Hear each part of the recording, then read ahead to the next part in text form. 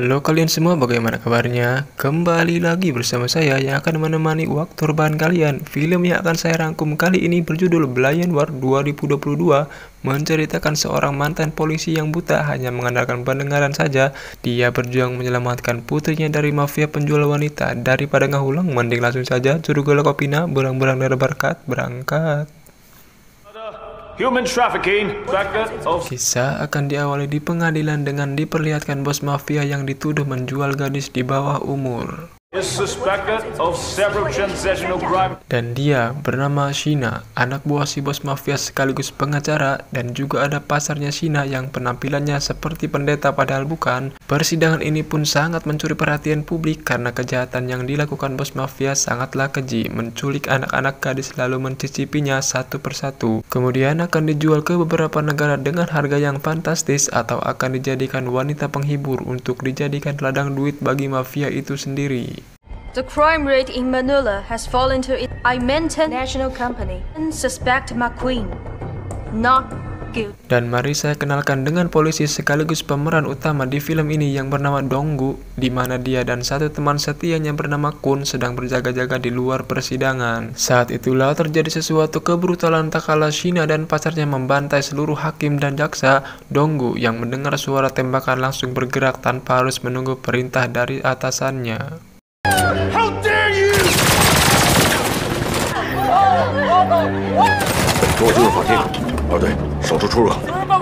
Si bos mafia sendiri begitu senang melihat anak buahnya begitu lincah untuk menghancurkan gedung persidangan, tapi kebahagiaannya berubah tak kala Shina dan pacarnya berniat untuk membunuhnya karena mengetahui telah mencicipi Shina di masa lalu.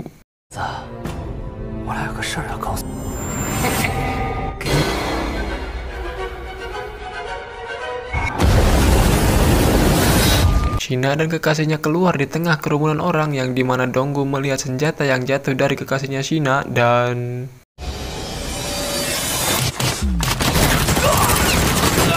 tersisa Donggu dan Kun saja yang terluka di kakinya. Donggu menyuruhnya untuk diam sedangkan dia akan menghajar penjahat itu sendirian. Tunggu.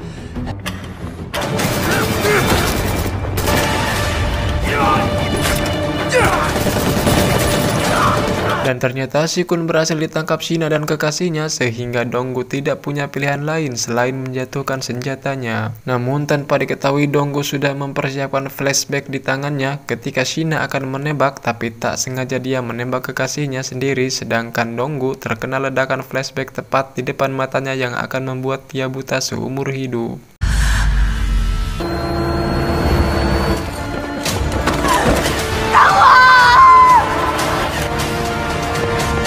Setelah dokter mendiagnosa bahwa mata Donggu tidak dapat disembuhkan, yang dimana dia merasa stres dan tertekan atas kematian rekan-rekannya, apalagi semua orang bahkan media menyalahkan dia atas insiden tersebut.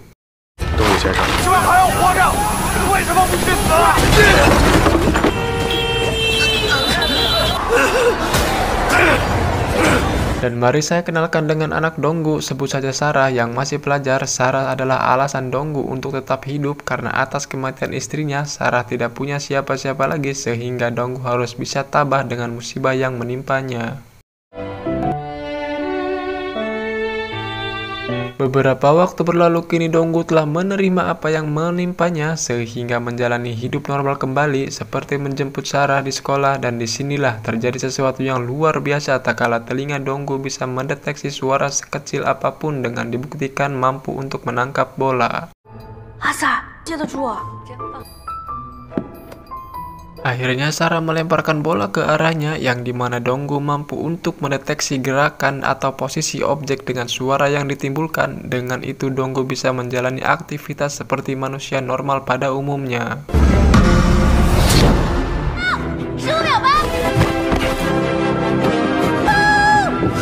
Suatu hari diadakan pertunjukan musik di sekolahnya di mana Sarah memiliki keterampilan memainkan biola, namun sesuatu terjadi tak kala Donggu tidak mengenali suara permainan biolanya, lantas dia keluar teater untuk mengebel anaknya, dan ternyata Sarah tengah diculik oleh orang yang tidak dikenal.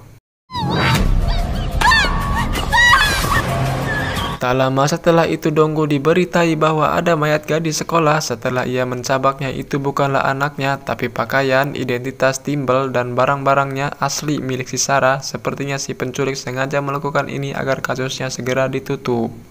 口罩随身物品，你女儿是拉提琴的是吧？她不是我女儿。 Beralih ke Shina yang tengah masuk ke penjara baru setelah sebelumnya 7 kali pindah penjara, bukan karena dia tidak karasan atau diribung ringgit, melainkan dia selalu berbuat onar yang padahal dia hanya membela diri dari orang-orang yang akan membunuhnya. Ternyata di penjara baru pun Shina harus berurusan dengan napi yang sudah dibayar untuk membunuhnya, yang dimana aksi ini adalah buntut dari pembunuhan yang dilakukan dia terhadap bos mafia. Putra dari bos tersebut yang bernama Jakun berniat untuk membalaskan dendam ayahnya dengan cara membuat hidup Shina tidak akan tenang. Di saat itulah Shina melihat Donggu di TV bahwa anaknya telah diculik. Dengan kesempatan itu, Shina akan memanfaatkan Donggu untuk membunuh Jakun supaya hidup dia bisa tenang. Shina pun dibawa menuju penjara baru dengan cara dibarego dan ditutupi wajahnya karena terlalu berbahaya, dan ketika di perjalanan, tiba-tiba dan ya, Jakun mengutus beberapa anak buahnya untuk membunuh Shina, tapi karena bantuan sutradara, Shina berhasil membunuh mereka semua.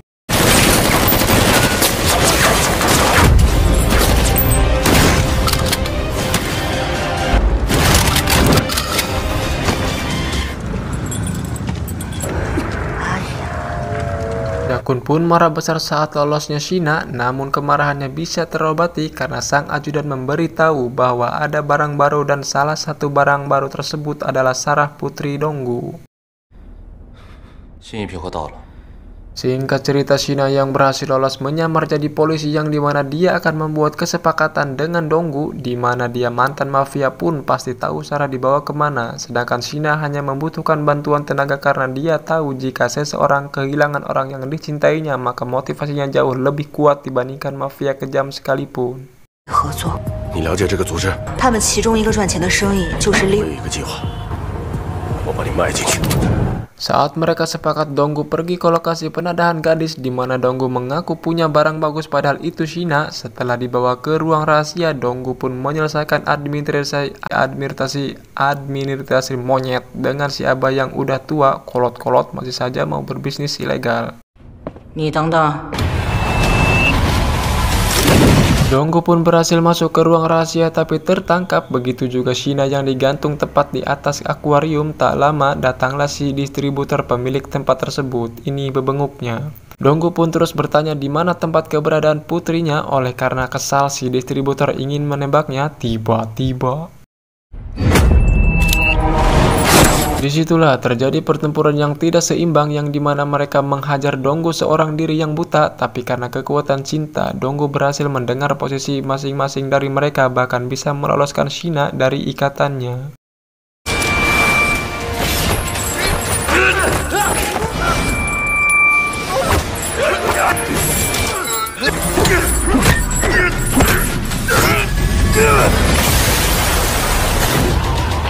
Sementara Donggu sibuk menghajar mereka di mana Shina berhasil membuat tangan si distributor mengsol. Dengan sebilah pecahan kaca, Donggu mengancam si distributor supaya memberitahu keberadaan putrinya, tetapi Shina yang mendengar suara polisi di luar malah menendang si distributor hingga membuat dia terbunuh. Di sisi lain, Sarah dipaksa bermain biola di acara pelelangan online di mana para bule menawarnya dengan harga fantastis. Hal itu membuat Jakun merasa heman jika Sarah dijual tanpa dicicipi terlebih dulu. Saat Jakun berbuat tak senonoh, disitulah Sarah memukul kepalanya menggunakan biola yang membuat dia semakin murka, tapi enggan menyakitinya sebab itu akan menurunkan harga jualnya. Saat sedang bercukur jenggot, kita akan diperlihatkan betapa keji dan tidak bermoralnya Jakun saat menggodok seorang wanita hanya karena tidak sengaja menyayat kulitnya.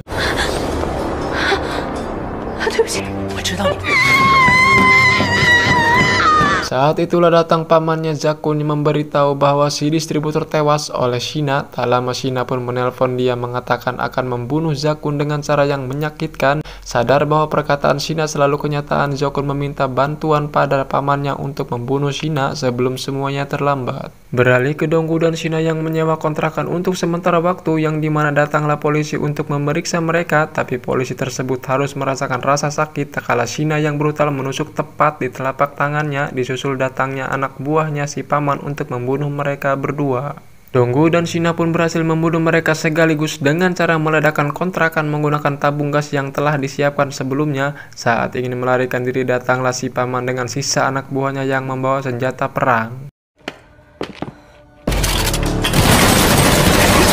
Sementara itu Donggu dan si paman akhirnya terlibat baku hantam yang berdasarkan ukuran si paman jauh lebih unggul, apalagi setelah menyadari kelebihan pendengaran Donggu, si paman mampu memberikan serangan tepat yang membuat Donggu kewalahan dibuatnya.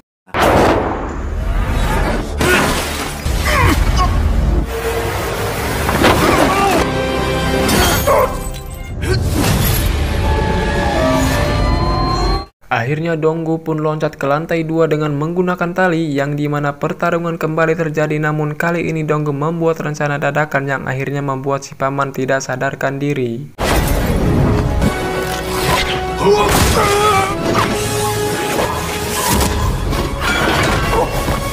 Mereka pun pergi ke tempat di mana para gadis diculik, namun Sarah tidak ada di sana karena sudah dibawa ke rumah Zakun untuk dipasarkan, dan semalaman Donggu menginterogasi si paman agar memberitahu di mana markas Zakun. Shina yang jengkel pun mengajari bagaimana cara menginterogasi yang tepat dengan cara menikam perut si paman. Disitulah Donggu menyadari bahwa itu bukanlah polwan, karena seorang polwan tidak akan berbuat sebrutal itu, dan pada akhirnya Donggu mengetahui bahwa itu adalah Shina yang kekasihnya tertembak di pengadilan tempo hari. 他说的训练的人根本靠不住。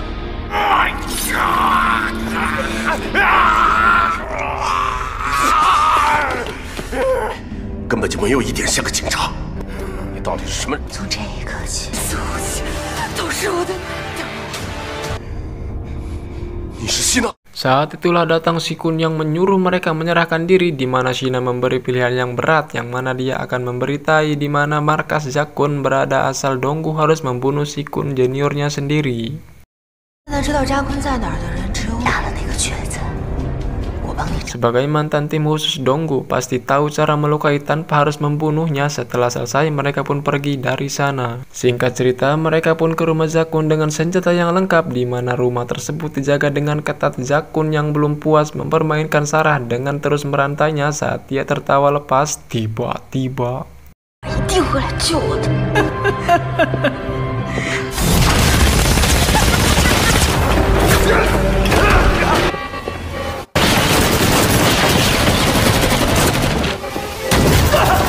Zakun yang seketika panik meminta bantuan pada ajudan untuk menambah anggota, karena ajudan tidak ingin mati konyol pun membantah dan tidak ingin ikut campur atas masalah Zakun yang dia buat sendiri. Zakun memakai cara licik dengan memasang bom di tubuh Sarah yang pemicunya sendiri tepat mendeteksi detak jantung. Dengan cara itu Donggu tidak akan membunuhnya, tapi tiba-tiba Shina datang sebelum Zakun memasang alat pemicunya. Dengan hal itu Shina lah yang jadi komando dan yang berkuasa di situasi ini.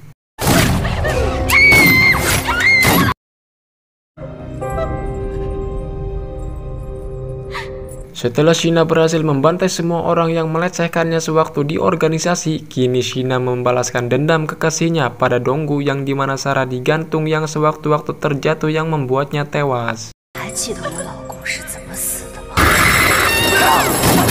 Dengan hal tersebut dimanfaatkan oleh Shina untuk menyakiti Donggu secara perlahan, tetapi setelah berhadap-hadapan Donggu melemparkan flashback dan menembak Shina berkali-kali, tapi tidak langsung membuatnya mati.